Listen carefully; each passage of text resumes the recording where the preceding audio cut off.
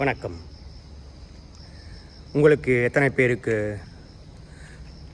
ஏர்வாடியில் நடந்த சம்பவம் 6 ஆகஸ்ட் மாதம் 2001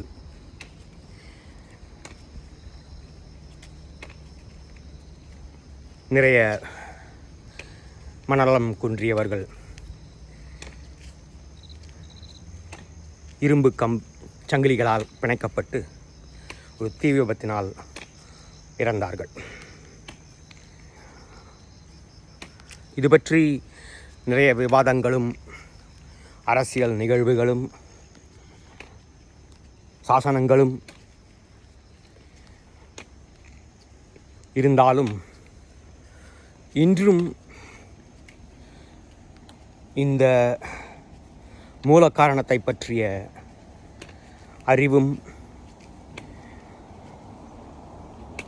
மூட நம்பிக்கைகளும் குறைந்தபாடாக தெரியவில்லை. ஒரு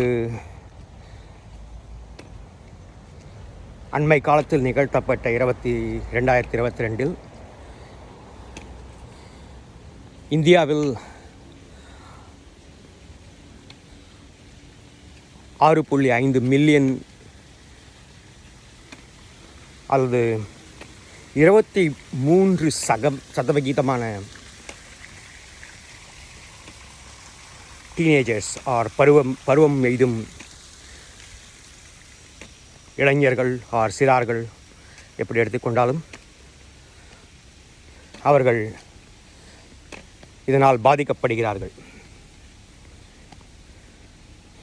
இது ஒரு வருத்தத்தக்க விஷயம். யாரும், அதுவும் நமது இந்திய கலாச்சாரத்தில் இதை பற்றி பேசுவது கூட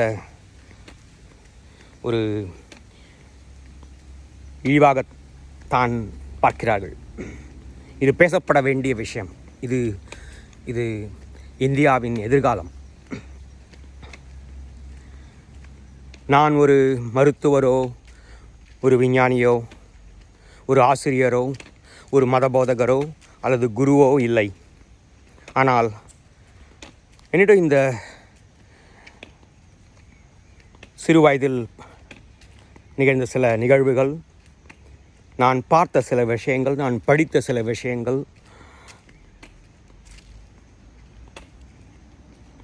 இன்றும் சில பகுதிகளில் இம்மாதிரியான மூட நம்பிக்கைகளும் நரசிம்மர் கோயிலுக்கும் அல்லது வைத்தீஸ்வரன் கோயிலுக்கும் அல்லது தர்காக்களுக்கும் சென்று அதனால் அவர்கள் சரியாகி விடுவார்கள் என்ற ஒரு நம்பிக்கை, அது ஒரு சாரார்கள் இருந்தாலும் நாம் நமது மூல காரணத்தை அறிந்து கொள்ள வேண்டும். நமது உடல் முற்றிலும் ஒரு ரசாயன வேதியியல் கூடம். நமது மூளை, நமது உடலின் பாகங்கள், நமது உணவு அனைத்தும் ஒரு வேதியியல் மூலமாக கடத்தி செல்லப்படுகிறது. அல்லது நமக்கு வேண்டிய